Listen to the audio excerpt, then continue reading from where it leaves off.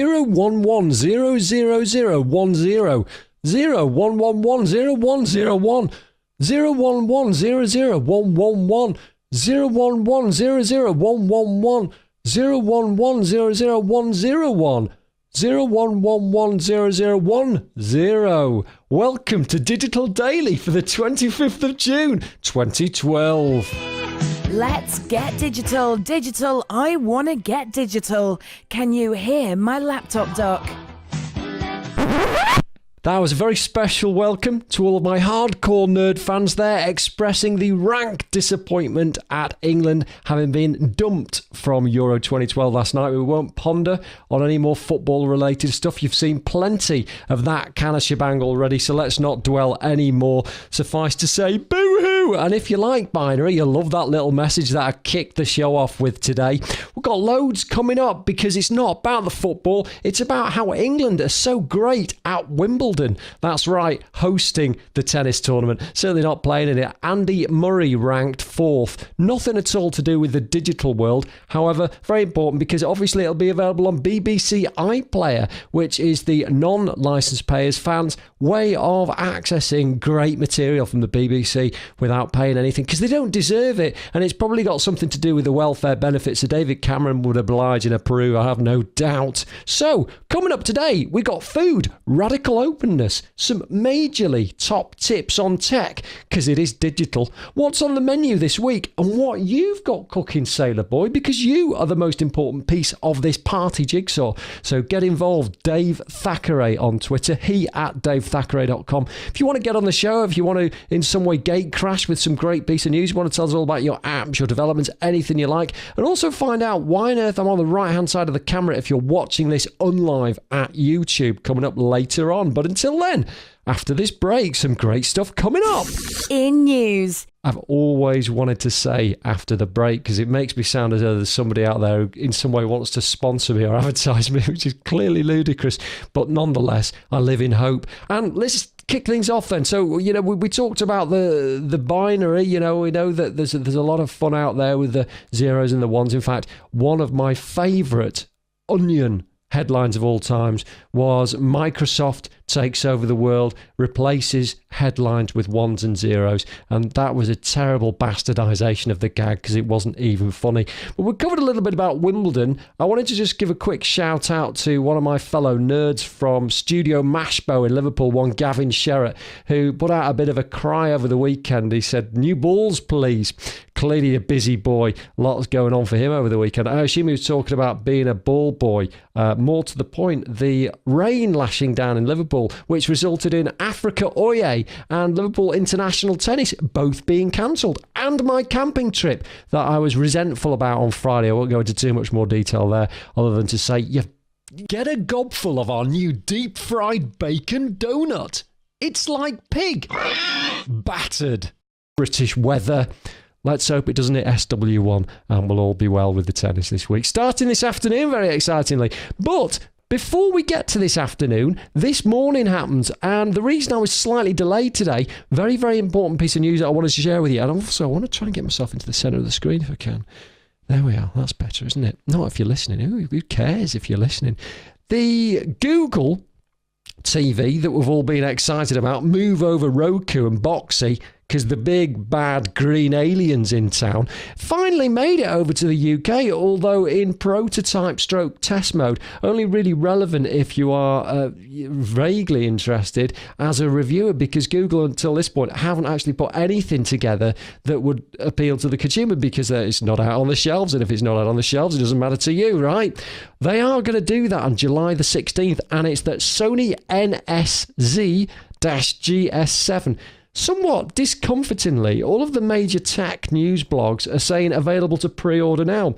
Well, if you found anywhere that you can pre-order this, and it's called an internet media player with Google TV, if you found that anywhere, let me know, because I'll tell you something, I flicking haven't, and I don't believe that it is available for pre-order yet. So, CNET, Tech Radar, The Verge, stuff it up yours. Because until we get clarification that you can officially pre-order this stuff, you're just making us excited for this great set-top box.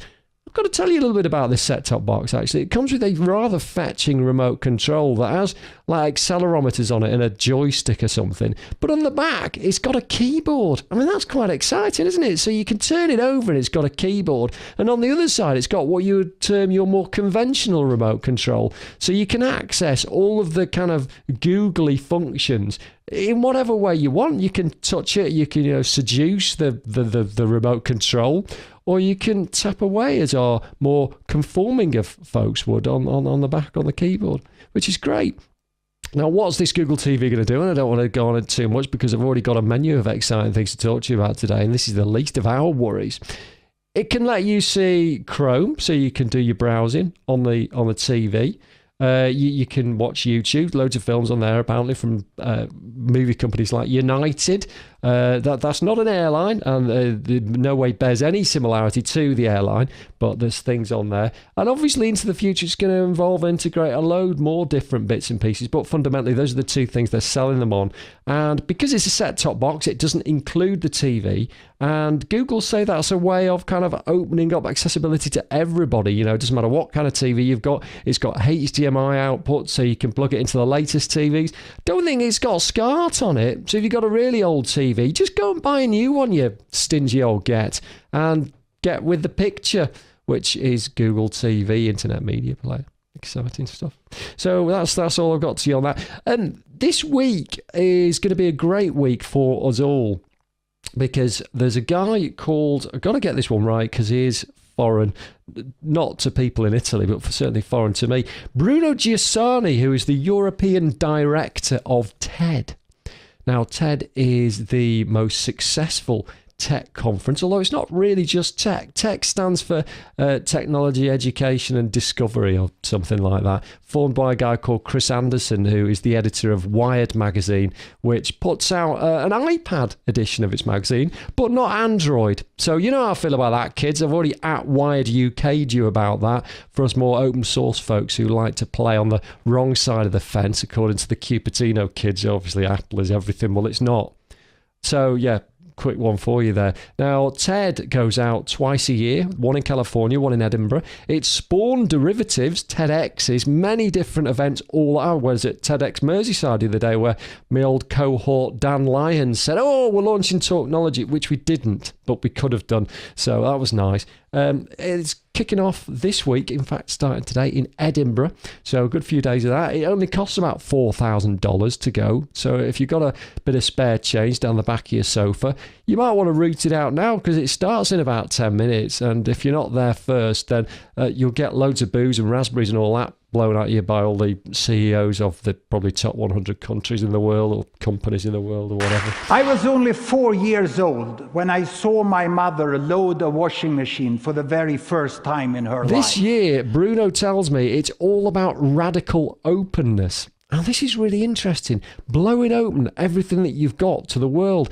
Does this sound familiar? Does this sound perchance like an introduction to Sharing Superheroes, which is my latest book, available now to only good people at Amazon? There's a filter there. If you're bad, you won't see it. You can only see it if you're good. And if you're really, really good, you'll see details about it. And then you can obviously buy it. But only really good people can buy it. So give yourself a pat on the back if you can buy it, and then buy it. It's great. This radical openness stuff, and I'm just going to give you a quick quote from Bruno. He said, "We started by giving away our content, but for the last 3 years, we've been giving away our brand, our methods, and our format." And that speaks to the TEDx variation of TED Global, which is what Edinburgh is going on today. Now, there is a free event over at Leeds, I think on Tuesday. You can get over there for the day live stream going on. Go and check the Twitters and stuff. I haven't got the time to do all this for you. This is you to do. But you can go over and do that. And the story will be over on my blog about this whole radical openness thing. But that is the theme for TED Global at Edinburgh this year. And I'm really excited to not be going, but hearing about it from people who are there, probably inevitably going to start tweeting about it. So that's that. The stuff that's going on this week at my blog is kind of going to be speaking a little bit to that over at davethackray.com.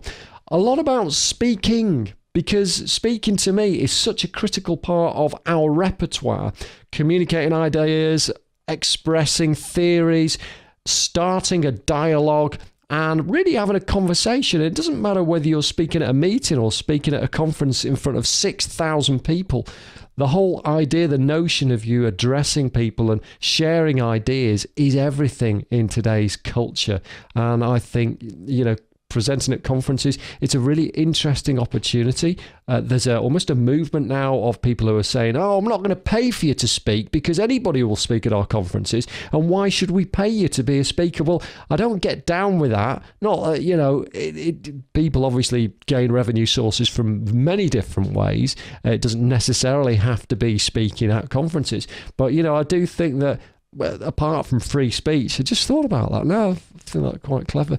But I don't think that you should get the very best minds in the world coming to talk at your conference for free.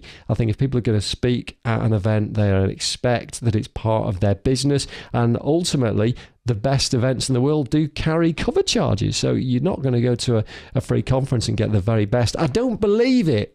Basically, I know a lot of people say, you can get all this stuff, but I'm not convinced that the conferences try and peddle you all the wares through all these really shonky stands and that, and then justify it because you're not paying to go. I'm not down with that. I think that's rubbish. So lots to talk about at the blog. As I say, I'm going to have a bit of a post about speaking. It's going to be a long post. Not as long as this is in your ears, but it's certainly going to be durable. So I think they'll get a lot out of that. It's going to be a lot of links to a lot of relevant content, speakers pages, people who are already killing it in speaking and tips that you can get from there. The Ultimate Speakers Toolkit that Mitch Joel from Twisted Image put together. Twist Image, not Twisted Image. Twistimage.com put together. That's very exciting too. You're looking forward to that. Don't forget as well that speaking is also very important when it comes to repurposing your content. So when you put a presentation together, you can get it out there on SlideShare, you can get it out there as a physical face-to-face presentation. It will manifest itself as many blogs to come. You'll probably even find that there's a lot of press releases that come out of it as well. This is great. This is the era where we're in control, and it doesn't matter what we do and what we say. We can get it out there. This is free speech at a cost. Looking forward to sharing that with you. Also got a post, I think, coming up about my experiences in audiobooks, but I'm thinking about repurposing, there's your seamless segue, the Sharing Superheroes physical book as an audiobook, because I'm hearing that audiobooks these days are getting very, very popular, and I want to have a slice of the action, my ladies and gentlemen, because I think if not, you got a voice, man, to use it, right? So that's what's on the menu at the dt.com, davethackray.com this week. Doubtless, you'll also want to find out what's on the menu at Dave's Brasserie this week. So what's coming out of the kitchen? What's hot and steamy in Dave's kitchen this week? Well, I've got to tell you, first on the list, sun-dried tomato and chicken pilaf. Sound nice to you? Hey, you like that? Oh, I bet you would. Yeah. Cottage pie? That's probably going to be tonight because the potatoes are rotting in the larder, and I'm concerned that if I don't use them, then they'll go off completely. And doing some sort of Indian thing with leftover mango chutney. I think we're out for a meal this week one night, so I'm very excited about that. That's coming up. I know I've got about 56 seconds left of video, so I'm going to run through these very, very quickly. Tips in tech. Followblast.com lets you auto-follow tweets following hashtags. Very interesting. Might do something about that, obviously, on my website as well. Bit like tweetadder.com, which now has a desktop client. All of this stuff going to be in, I think, Marketing As Your Customers Like It. That's the first book. But these two tools, followblast.com and tweetadder.com, really useful if you want to bump up your follower list pretty quickly, or should I say list of people that you wish to follow, not followers. I want to find out what you're doing this week at Dave Thackeray on tweets, here at davethackray.com on the emails, and just rejoice with me at the start of the week because we've got lots coming up. 4 more of these to come until the end of the week, and a big dashing Dave's Digital Delights. Until next time, have a great week. I just found out that this records over 15 minutes. It's 29 minutes and 59 minutes, isn't it? 29 minutes and 59 seconds. And that was me rushing things off. Is there anything else that I need to talk to you about? This is Dave Thackeray. It takes a lot to make it sound just right. Oh, yeah. If you're still watching, do share, right? Which is available for Chrome. Lets you schedule Google Plus posts. I'll tell you why this is exciting. Google traditionally has never allowed a write crikey, let me get this right. A write API. Now, an API is where you have other applications talking to other applications. For example, you can post and schedule posts to Twitter, Facebook, and LinkedIn from Hootsuite.com, which is really exciting. You can't do that with Google Plus because they haven't said, oh, you know what, we're going to play as part of this big merry social game and you can play too. No, they're not letting you do that. And Google, why the freak will you not let us do that? Because it's ridiculous. It's almost like you're going down the Apple route of walled gardens, and I don't like it one bit. Tweet Dave with your digital insights at Dave Thackeray, or email him at he@davethackeray.com. However, do share that Chrome is an extension that somehow automatically lets you type some stuff in, a bit like the Buffer interface, which is also an extension, among other things, getbuffer.com or bufferapp.com, isn't it? This lets you type in stuff and tell it when you want to post it on Google+. I know it goes against convention. Many people are like, oh, I don't like the idea of posting stuff when I'm not necessarily chained to my computer. People will think that I'm just trying to spam them. Well, not if it's relevant, all right? That's the key point. If you get your do share extension, you can do all this. You can post pictures, you can post links, you can post YouTube videos, all that sort of stuff that you can do with Google+, and you can do it when you're not there, which is a bit like stalking, but remotely, but not really, because it's not even virtually, because you'll probably be washing the dishes or walking the dog. I thought that was exciting. I'm sure you do too. This is the end of Digital Daily for the 25th of June. We started with some binary. We're going to finish with some English. Have yourself a great day. Do get in touch. Do keep listening. Can't wait to talk to you again tomorrow. See you soon.